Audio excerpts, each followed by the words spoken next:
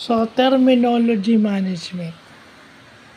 So, yung pinagsisilbihan ng term-based o terminology database, ang tawag doon is terminology management.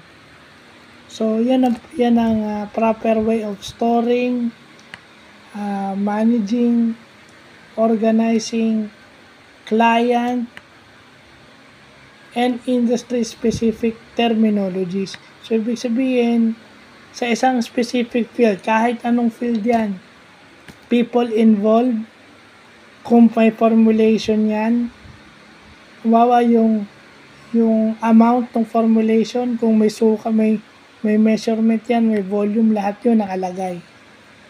Kung sino yung magaling dyan. Formulation, ibig sabihin yung chemist na involved. Tapos yung formulation niya nakalagay din sa database na yun.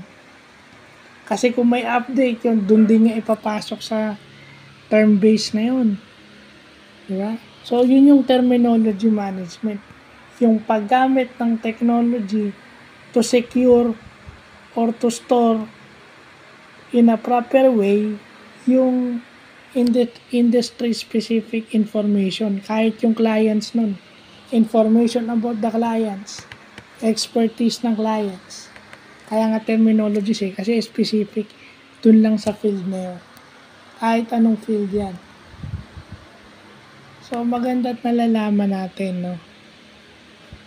Kasi, ang tinuro lang is, yung database yan, database, meaning ng database, yung object-oriented database. Pero pag sinabi mong terminology-oriented database, yun yung hindi tinuturo. Yun yung mga bagay na dapat dagdag sa kaalaman natin, lalo na pag industry-specific. Kasi karamihan sa atin, nasa specific industry. So, dapat mapag-aralan din natin yung terminology management na yan. So, yun lang po.